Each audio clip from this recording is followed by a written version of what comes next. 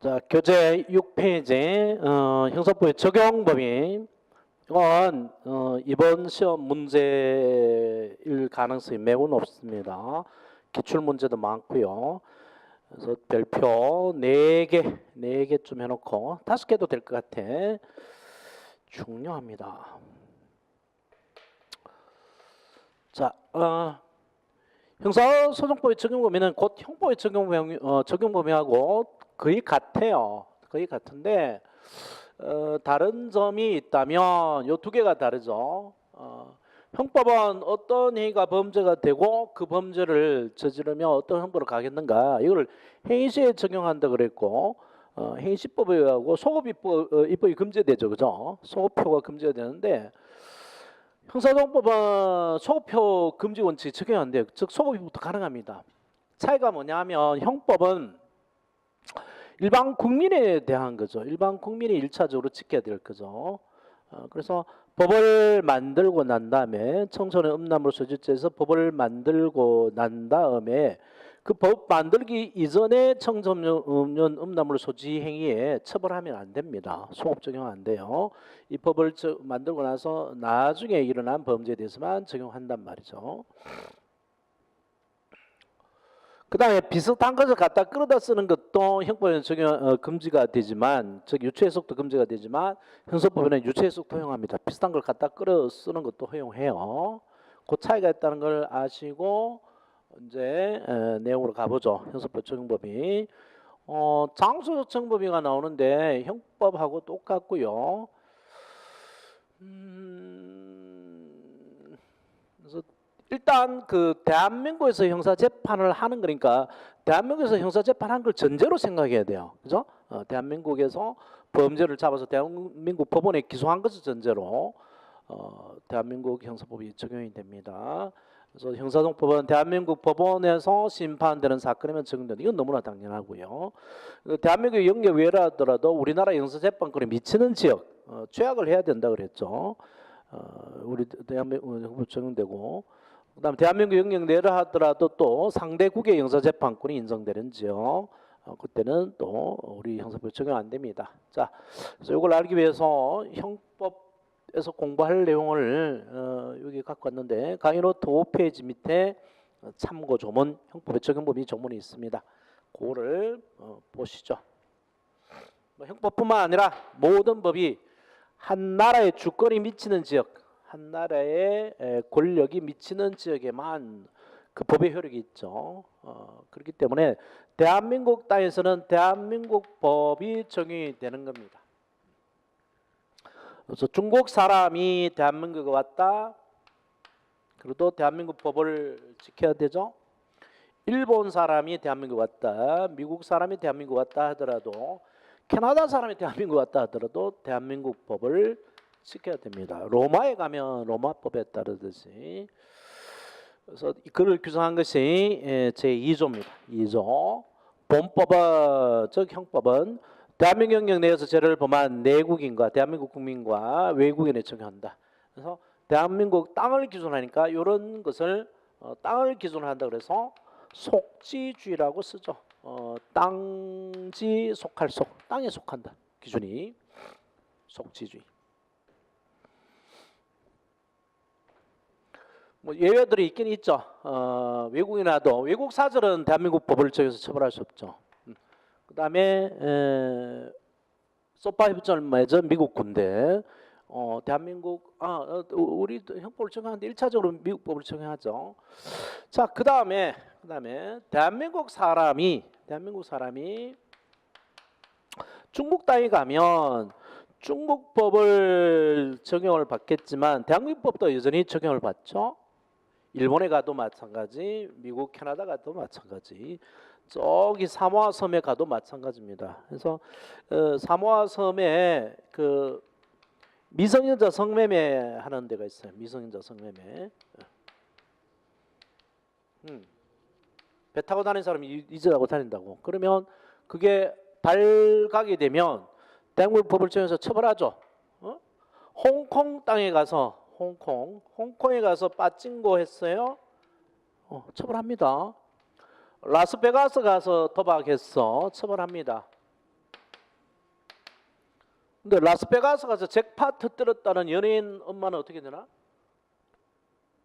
그럼 도박이 아니었다는 거지. 한두 번 하다가 한나절 그냥 하다가 말았다는 거죠. 그런데 몇 푼 넣었는데 땡겨 보니까 뭐 잭팟이 됐어. 이거는 도박이 아닌 거죠. 일시오락을 위한 거니까. 홍콩 가서 카지노에서 오성환이하고 임창용이하고 형사처벌 받았죠. 그쪽에서는 범죄가 안 되더라도 우리 법상 도박죄는 처벌하니까요.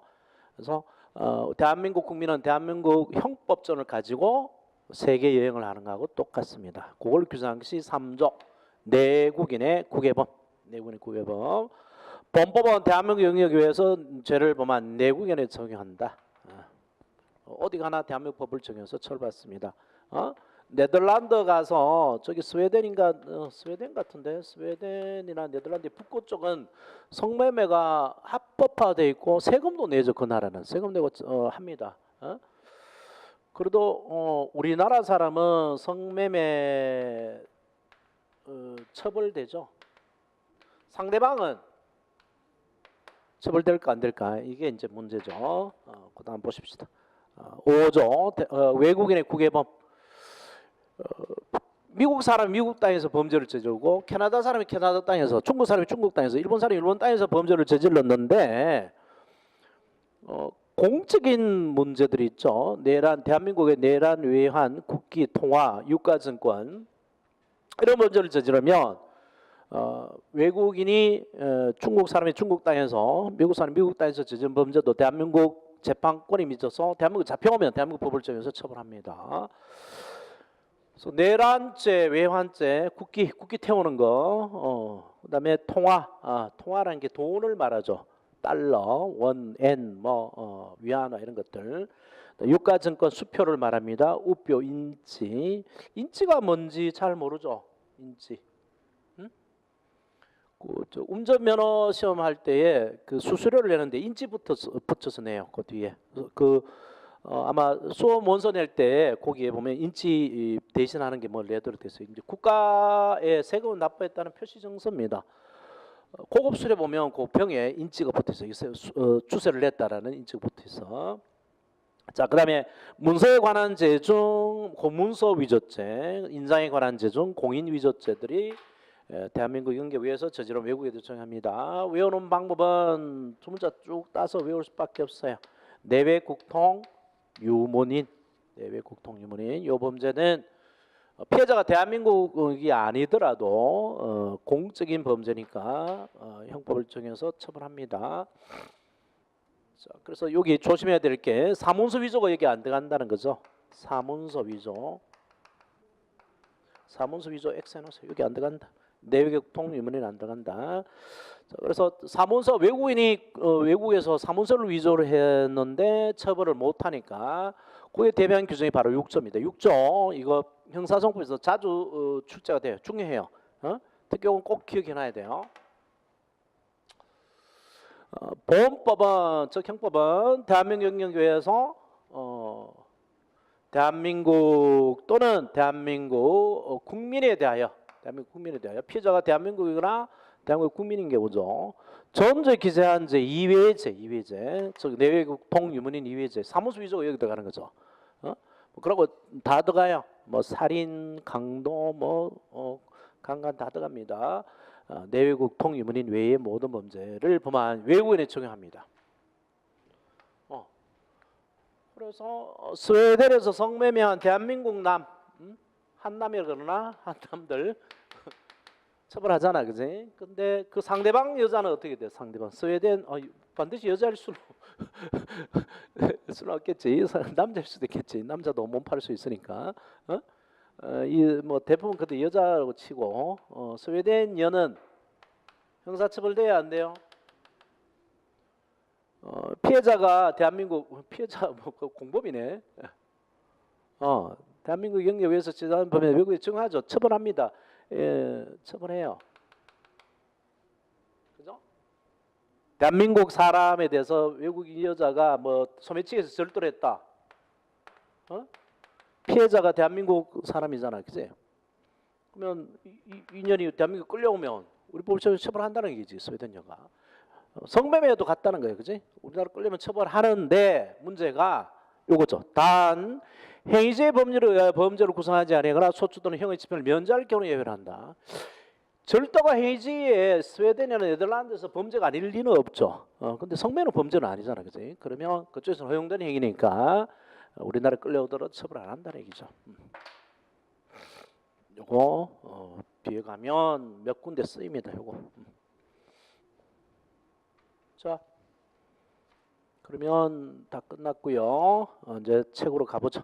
책에서 이제 6페이지에 장소적 적용 범위 아까 봤고, 형사소송법은 다시 한번 보십시다. 형사소송법은 형법에 적용되는 범위 내에 있는 모든 사건에 적용된다. 즉 형사소송법은 대한민국의 법원에서 심판되는 사건에 대해만 적용된다. 다만 대한민국 영역 외라 할지라도 영사 재판권에 미치는 지역에서는 형사소송법이 적용되고, 또 거꾸로 대한민국 영역 내라 할지라도 외교 공간 등 국제법상 치해법권 지역, 상대방의 형사재판권에 미치는 지역에는 적용되지 않는다. 치외법권 지역, 나라의 주권은 인정되지만 주권이 작동되지 않는 지역이 있죠. 외교 사절, 외교관을 말합니다. 외교 대사관을 말하죠.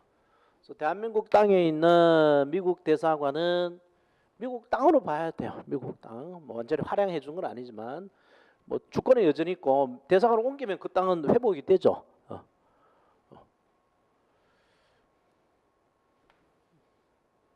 그다음에 미국 땅에 있는 우리 대사관은 우리나라 땅이죠. 그렇게 보면 돼요. 그래서 대한민국 영역 외라도 대한민국의 형사재판권에 미치는 지역은 대한민국 형사소송법을 적용하면 되는 거고, 여기 형사재판, 여기 치외법권 지역인데, 치외법권 지역 다스리기 있는데 외에 다스리는 통치의 효력이 미치는 범위 외를 말하고, 법이 미치는 권력. 근데 그 영사 개념이 있어요. 영사 개념. 영사가 공무원일 수도 있고요, 공무원이 아닐 수도 있습니다. 공무원은 이제 그 주재국에서 파견한 거고요. 영사의 출발은 이쪽에 이제 남의 나라에 갔는데, 우리나라 영사를 치면 중국에 갔는데 중국 교포들이 보호를 못 받는 거예요. 그래서 이 중국 교포 중에 대표자가 나서서 영사 역할을 하고, 이 사람이 제중 동포를 보호하는 역할을 하는 겁니다. 그게 영사 개념이에요. 근데 이 영사한테 재판권을 넘겨준 것이 영사 재판권이죠. 근데 이거는 한 나라의 주권의 일부를 넘겨주는 거니까 불평등 조약이 됩니다. 그래서 옛날에 식민지 시절에 중국은 중국 열강, 해외 열강, 영국, 미국, 독일, 프랑스, 일본한테 영사재판을 다 넘겨줬죠. 부분. 우리나라도 강화도 조약을 통해서 우리나라에서 일어난 일본인의 범죄에 대해서는 일본 영사재판하도록 영사재판을 넘겨줬잖아요, 그죠? 저거는 불평등 조약을 해야 되는 거고, 영사재판권하고 영사관하고는 다릅니다. 영사관은 영사가 사는 머무르고 있는 지역이고, 이거는 사적 시설에 불과하죠. 대사관은 아닙니다. 사적 시설에 불과하고, 중국 땅에 세운 중국 영사관은 여전히 중국 땅이고 중국 사람이죠. 중국 사인입니다. 대한민국 공무원이 아니에요. 근데 그 사람한테 조약을 통해서 재판권을 줘버리면 영사재판권을 주는 거고, 그러면 치해법권지역이 돼버리는 거죠. 그래서 영사재판권을 얻기 이전에는 그냥 그 나라 땅 사람이고 그 나라 사람이 됩니다. 자, 그런데 그걸 아시고 요즘은 뭐 안 하지만 옛날에 80년대에 그 반미 투쟁이 또 심했어요. 민주 투쟁과 동시에 반미 투쟁을 했고, 대학가는 그냥 일주일 내내 그냥 데모한다고 보면 돼. 일주일 내내 그냥 전쟁 노릇해야. 전투 경찰 애들 그것도 대학생이지. 대학생이 전투 경찰 갔으니까. 근데 뭐 훈련하고 뭐 정신 교육 받아서 대모 진압할 뿐이고 뭐 대학교 가면 맨날 그냥 참 영화 1987 봤어? 한 봐봐. 보는데 피부로 느껴야 되는데 최루탄 냄새가 어떤 것인지 하루 종일 그냥 길바닥에 보여. 그래서 우리는 뭐 늘 그렇게 다녔으니까 적응에 대해서 괜찮은데 외국 사람은 죽지 막 눈이 따가워서 눈을 못 뜨는 거지. 그리고 지방 사람들 올라오면 눈이 따가워서 뭐 그렇게 부연 시절이었어요. 그런데 여기 혹시 그 안내상이라는 사람 아나? 탤런트? 불륜 전문 배우인데 남자가 빼짝 마르고 이러네. 안내상이라고 모르나? 우연이라고는 아나? 모르나? 다 동기야. 얘네들 아마 87학번인가 87학번이 아니지. 87년도 했으니까 한 84나 85학번쯤 되겠구나. 그 학번 애들인데 85, 86 이런 정도 되겠구나. 이쪽에 제일 과격한 애가 안내상이라서 안내상이가 저 미국 문화원에 가서 화염병 던지고 불 던졌는데 아마 그 사건하고 비슷한 것 같아. 똑같은 건 아닌데 실제 아마 안내상은 미수에 그쳤다는 것 같고 이거는 이제 실행했던 사람이에요. 뭐 강부영인가 김부영인가 하는 놈인데 미국 문화원에 가서 불을 질렀는데 미국 문화원 방화 사건이죠. 대사관 부속 건물이란 말이야. 그래서 이게 치해법권적이냐 아니냐에 대해서 논쟁이 벌어졌는데 대법원이 가정 판단을 합니다. 그래서 미국 대사관이 일부 시설이라고 하더라도 설사 미국 대사관 안에 들어가서 이 미국 문화원이 대사관이고 미국 땅으로 본다 하더라도 미국 땅에 들어가서 범죄를 저지른 대한민국 사람 대한민국 법을 적용해야 안 해? 하지 그지? 속인주의 원리 때문에 처벌합니다. 그래서 여전히 처벌한다는 겁니다. 이게 자 빨리 읽어보죠. 국제협정이나 관해에 의하여 대한민국의 국내에 있는 미국 문화원이 치외 법권 지역이고 그것을 미국 영토의 연장을 본다 하더라도 if로 판단합니다. if. 그곳에서 죄를 범한 대한민국 국민에 대하여 우리 법원에 먼저 공소가 제기되고 미국이 재판권을 주장하지 않는 이상 속인주의와 함께 속인주의 줄쳐놓고요. 채택하고 있는 우리나라의 재판권은 동인 같은 사람 동인에게도 당연히 미친다. 그래서 미국 문화원 측이 처벌을 바라지 않는다고 하더라도 재판권이 배제되는 것도 아니다. 그래서 우리 형사 재판권이 있으니까 우리 법에서 처벌할 수 있다는 얘기입니다. 자, 이번에는 이제 반대예요. 반대. 중국 북경시에 소재한 대한민국 영사관 내부인데 이거는 대한민국 시설이 아니라 그랬죠, 그죠? 공적인 시설이 아닙니다. 그 중국 동포들의 시설입니다. 그래서 영사관 내부는 여전히 중국의 영토에 속할 뿐 이를 대한민국 영토로서 해당한다고 할 수 없을 뿐만 아니라 그 다음에 사문서 위조죄. 사문서 위조죄는 내외국통 유문인이고 내외국통 유문인에 해당하지 않죠. 그러면 대한민국이나 대한민국 국민에 대해서 저지른 범죄, 외국인의 국외범에 해당하니까 대한민국 피해자가 대한민국이나 대한민국 국민이면 대한민국 법을 적용해서 처벌할 수 있겠는데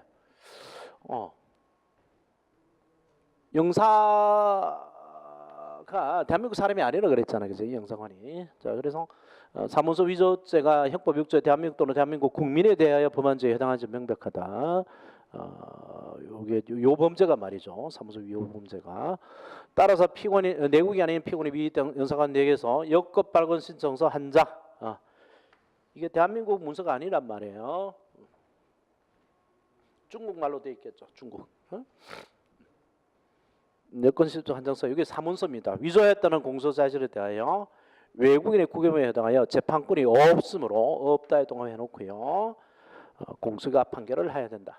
그래서 이게 이제 여권 발급 신청서 허위로 해가지고 사문서 위조죄로 대한민국에 왔겠죠. 그래서 대한민국으로 기소가 됐는데 과연 이 사문서 위조죄에 대해서 우리 법원이 재판을 가지고 있느냐 이걸 문제 삼았던 거죠. 재판권이 없습니다. 재판권이 없음에도 불구하고 기소하면 무슨 재판이에요? 공소기각 판결. 공소 판결은 재판을 하지 않겠다라고 확인하는 재판을 말합니다. 검사가 공소시각이 이게 잘못됐네라고 날리는 재판에 그랬죠, 그죠? 어디에 해당해서? 여기 공사판결사유에 재무 다 치고쳐. 재판이 모여니까 다 치고쳐, 그지? 거기에 재에 해당한단 말이야. 재판권이 없는 데 해당합니다.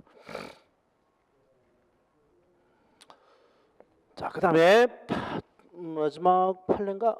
7페이지 위에서부터 첫 번째 판례. 이번에는 캐나다 땅입니다. 캐나다 땅. 캐나다 시민권자인 피고인이, 즉 캐나다 국민이라는 거죠. 캐나다에서 위조 사무소를 행사했습니다. 그러면 역시 외국인의 국외범이죠.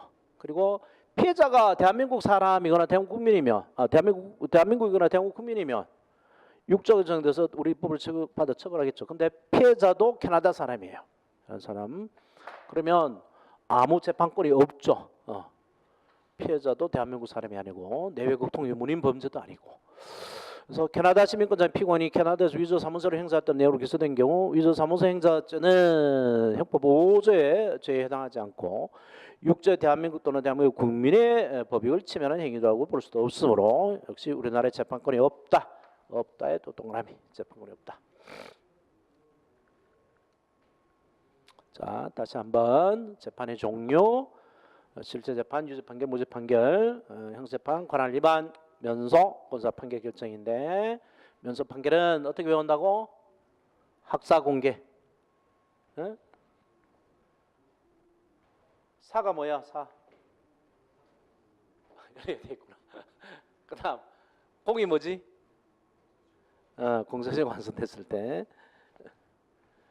공사 결정 사유 취사 경범, 취사 경범. 공사 판결 사유 재무 다치고쳐.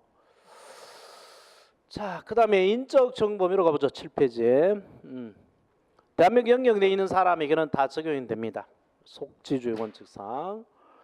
근데 예외가 있습니다. 예외가 국내법상 예외, 국제법상 예외가 있죠. 국내법상 예외는 대통령, 그다음에 국회의원이고요. 총 헌법조문에서 봤죠. 대통령은 내란 외환의 죄를 범한 경우를 제외하고는 재직 중 형사소처를 받지 아니한다.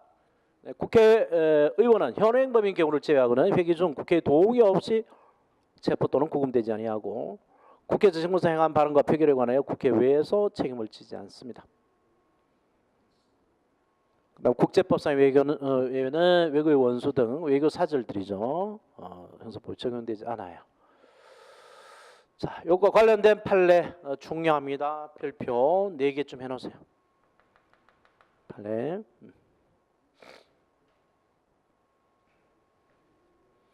유성환 김홍신 사건이죠. 대통령 명예훼손 발언을 했습니다. 그래서 국회의원의 면책 특권에 속하는 행위에 대하여 공소를 제기할 수 없으며 이에 반하여 공소가 제기된 것은 결국 공소제기 절차가 헌법 규정 위반하여 무효인 공소제기가 된다 그랬죠. 공소제기 절차가 법률의 규정 위반하여 무효인 때에 해당하기 때문에 무슨 재판?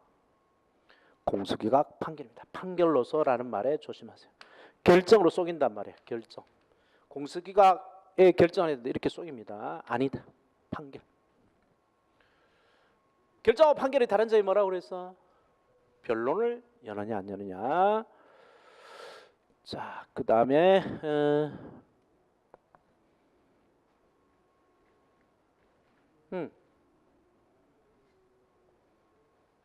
노회찬 의원이 삼성 떡값 발언을 합니다. 삼성이 정기적으로 검사하고 법원 판사한테 떡값을 돌렸다 해서 뇌물을 줘서 관리했다라는 말을 하죠. 근데 여기 이제 국회에서 발언하는데 그 전에 원고를 배포했습니다. 그래서 이거를 잡아 넣으려고, 요거는 뭐 발언은 면책 특권에 해당할지 몰라도 요 원고 요거 배포한 거, 원고 배포는 면책 특권 범위에 안 들어가지 않나요? 이게 국회에서의 발언과 표결이 아니니까. 그래서 요걸 처벌하려고 기소를 했는데 대법원 판례가 면책 특권의 대상이 되는 것은 오로지 국회에서의 발언과 표결에 한하지 않고 그 부수행위까지 포함한다. 부수행위까지 포함해서 면책특권의 범위에 속한다라고 한 거죠. 이게. 그다음 판례.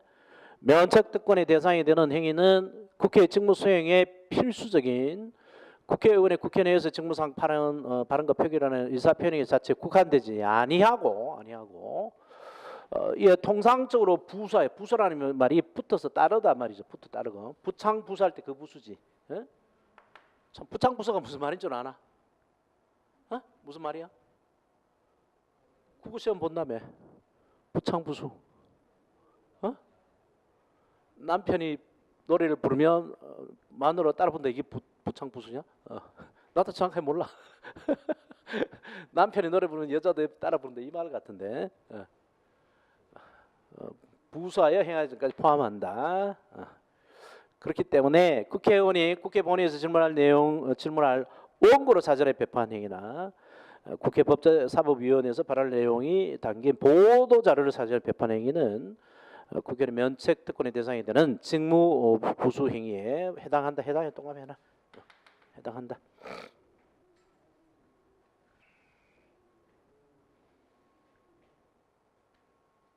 그런데 노회찬 의원은 원고 배포만 한 게 아니고 이 내용을 홈피에도 그랬죠. 홈페이지에도. 그런데 요거에 처벌을 받았어요. 요걸로. 얘는 면책특권 대상 범죄가 아니라 그래서 선거권, 피선거권 잃어버리고요. 한 거의 4년, 8년 정도를 야인 생활하죠. 국회의원이 못 됐다가 이제 또 컴백했습니다. 노르가즘이라고 그러잖아. 얼마나 말을 잘하는지. 자, 그 다음에 뒤에 넘겨서 주한미군 나오고요. 주한미군 봐볼까요? 주한미군.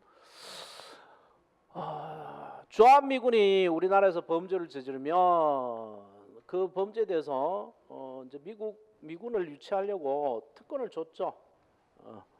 우리가 먼저 처벌하지 않고 미군이 먼저 처벌해라. 니들이 먼저 처벌해라. 일종의 그 형사재판권과 비슷한 거를 넘겨줬죠. 그래서 대한민국에서 미합중국 군대 지휘에 관한 협정, 소파 협정이라고 그러죠. 소파 협정사 주한미군과 군속 군무원이죠. 군속 군무원 등의 직무상 범죄입니다. 직무상 범죄라는 점에 조심하십시오. 직무상 범죄, 훈련하다가 또는 전투하다가 발생한 범죄입니다. 범죄에 대해서는 미군 1차적 재판권을 가지고 그 외 일반 형사 범죄, 뭐 폭행이라든가 길 가다가 시비가 붙어서 발생한 범죄, 절도 이런 범죄에 대해서는 대한민국이 1차 재판권을 가집니다. 그런데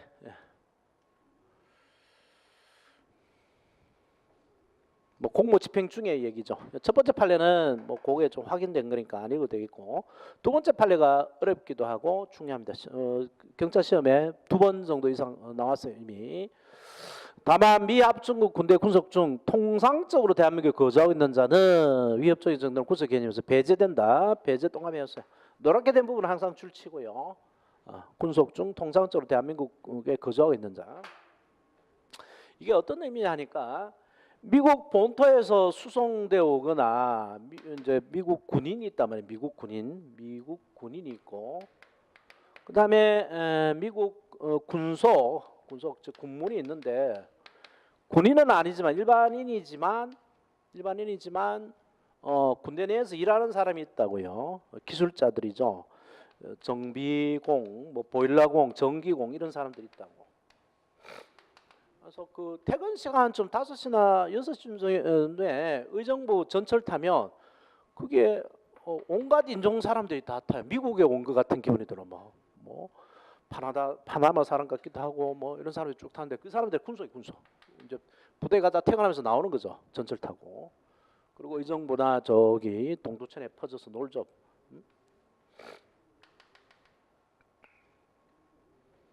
그리고 가끔 요즘에 지방에 가도 이 저기 까맣고 노랗고 하얗고 하는 아메리카인들이 많아. 아프리칸 말고 아메리카인들을 많이 볼 수 있어. 그래서 가끔 심심해서 내가 이제 더듬거려서 말을 걸었는데 걔네들은 뭐 하는 사람일까요?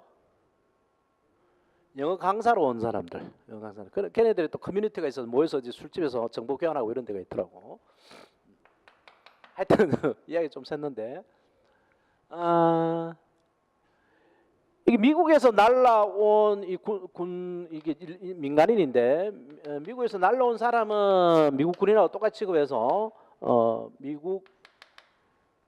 미군이 이 범죄, 직무 관련 범죄에 대해서 재판권을 행사하면 하면 되는데, 그게 이제 협정에 맺어져 있는데, 이 구속 중에 대한민국에 이 말뚝을 박은 사람이 있단 말이에요. 대한민국에. 그러니까 통상적으로 거주하고 있는 사람이 있어요. 이 사람은 대한민국 사람과 똑같죠. 그래서 여기서 말하는 그 1차적 재판권을 갖는 미군속에서 뺍니다. 그래서 이게 시험에 나왔어요. 따라서 미합중국 국적을 가진 대미합중국 군대 군속이 피고인이 범행 당시 10년 넘게 대한민국에 머물면서 한국의 아내와 결혼하고 이거죠. 결혼하여 가정을 마련하고 직장생활. 직장생활이 바로 군대에 온 거죠. 생활 근거지가 대한민국 두고 있는 경우에는 여기 해당합니다. 통상적으로 대한민국 거주했는 자에 해당해서 여기 해당하므로 해당에 동감해놓고요. 위협정에 정한 미합중국 군대 군사에 관한 형사법 재판권 관련 조항이 적용될 수 없다. 또 더 나아가서 한반도 평시 상태 미합중국 군단국 미합중국 군사에 대해서 형사재판을 갖추지 않으므로 이것도 줄쳐놓으세요. 오늘 직무 관련 범죄가 아니라는 얘기죠. 직무 관련 범죄가 아닙니다. 일반 범죄를 말한 거죠. 일반 범죄. 미합중국 군대 군속이 범한 범죄에 대한 대한민국 형사재판권과 미합중국 군단국 형사재판권이 경합하는 문제 발생을 여쭙고 그냥 대한민국 재판권만 있게 됩니다.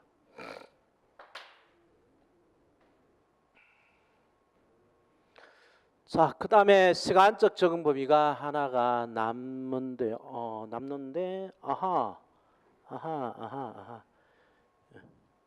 요 판례가 추가돼야 됩니다. 이게 아마 이 책을 빼고 나서 이제 추가 판례가 있어요. 추가 판례. 그게 나중에 나눠 드릴게요. 거기에